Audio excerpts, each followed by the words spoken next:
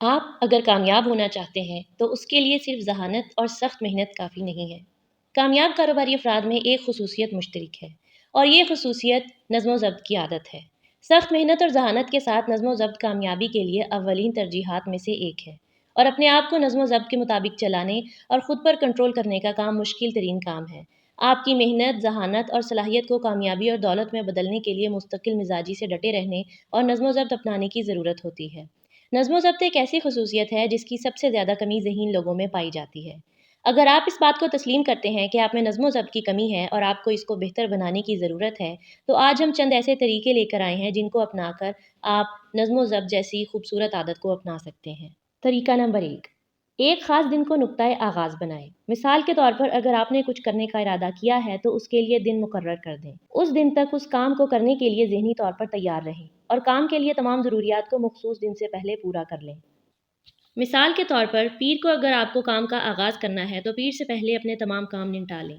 ذہنی طور پر خود کو پیر سے پہلے محنت کرنے کے لیے آمادہ کر لیں اور اپنے ماحول کو ایسا بنا لیں کہ کام کے دوران کوئی رکاوٹ حائل نہ ہو سکے۔ تحقیقات کے مطابق جب کوئی نیا کام شروع کرنے کے لیے ہم کوئی دن مقرر کرتے ہیں اور اس دن پر آغاز کرتے ہیں تو ہم ذہنی طور پر اس کام کو پابندی اور باقاعدگی سے کرنے کے لیے تیار ہو جاتے ہیں، اور یہ یقیناً سیلف ڈسپلن کو اپنانے کی طرف پہلا قدم ہوگا۔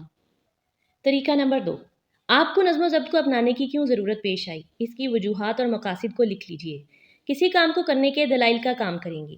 روزانہ ان وجوہات کو پڑھیے۔ اس سے آپ کو اندازہ ہوگا کہ آپ کو کامیابی حاصل کرنے کے لیے خود پر کتنا کنٹرول کرنے کی ضرورت ہے۔ یہ آپ کو وقتی آرام اور شوق پر آپ کے کام اور محنت کو ترجیح دینے کے قابل بنائیں گی۔ آپ کو اپنے مقاصد کا حصول آپ کی تمام تر غیر ضروری سرگرمیوں سے زیادہ اہم لگے گا اور آپ بآسانی کامیابی حاصل کرنے کے اصولوں پر عمل کر سکیں گے۔ طریقہ نمبر 3، اس بات کا تصور کریں کہ اگر آپ اپنے آپ کو ذاتی نظم و ضبط کے اصولوں پر چلا لیتے ہیں تو آپ کو کتنا فائدہ ہوگا۔ آپ کی شخصیت پہلے سے کتنی بہتر ہوگی اور آپ کی انفرادی پہچان ہوگی۔ اپنی ذات کے بارے میں مثبت تصور آپ کو تقویت دے گا کہ آپ ایسی عادات کو ترک کر دیں جو نظم و ضبط کے اصولوں کے منافی ہیں۔ طریقہ نمبر 4، اپنے ضروری کاموں کو ان کاموں کے ساتھ ملا کر کریں جو کرنے کا آپ شوق رکھتے ہیں۔ مینجمنٹ سائنسز کی تحقیقات کے مطابق آپ اچھی عادات بآسانی اپنا سکتے ہیں اگر آپ ان کے ساتھ اپنی مثبت آسان خواہشات کو جوڑ لیں۔ فرض کر لیجئے کہ آپ کو صبح سویرے اٹھنے کی عادت اپنانی ہے اور آپ کو فطرت کے حسین نظارے پسند ہیں، تو آپ تقویت کے اصولوں پر عمل کرتے ہوئے صبح اٹھنے کے مشکل کام کو کسی باغ کی سیر سے منسلک کر سکتے ہیں۔ آپ کے ذہن میں باغ کی سیر کا تصور اتنا بڑا ہونا چاہیے کہ آپ اپنے آپ صبح اٹھنے کو قبول کر لیں۔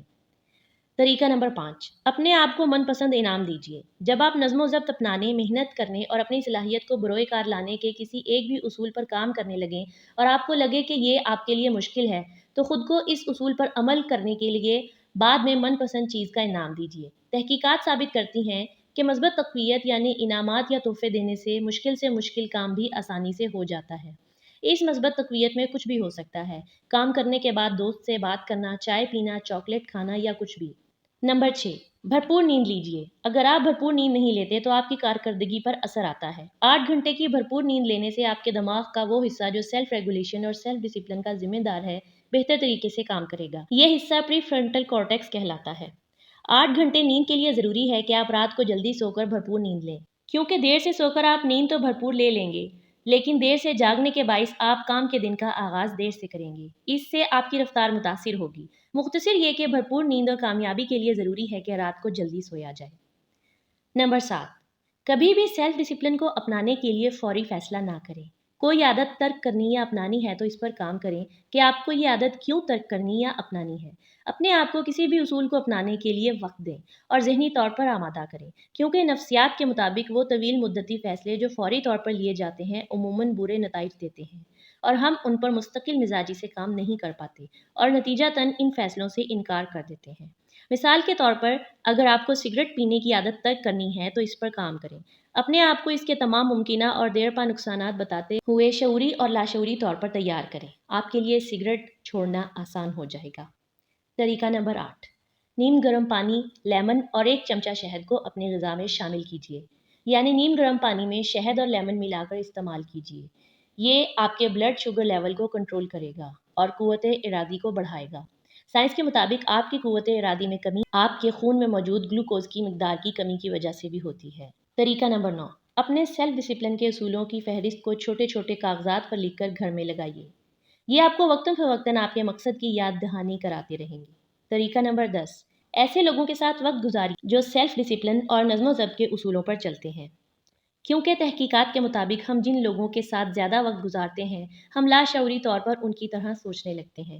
نظم و ضبط کے قائل لوگوں کے ساتھ بیٹھنا یقیناً آپ کے لیے نظم و ضبط کے اصولوں کو اپنانے میں مددگار ہوگا۔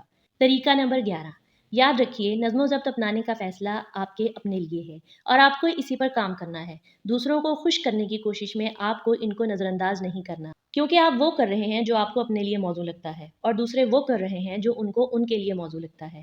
آپ کی جنگ آپ خود لڑیں گے، کیونکہ آپ کے لیے آپ کا مقصد اہم ہے۔ کوئی آپ کے لیے نہیں لڑے گا اور نہ لڑ سکتا ہے، اس لیے آپ وہ کرتے ہیں جو آپ کی کامیابی اور ترقی کے لیے ضروری ہے۔ جب آپ کامیاب ہو جائیں گے تو وہ لوگ بھی آپ کی بات پر خوش ہوں گے جو آپ کے نظریے سے نالا نظر آتے ہیں۔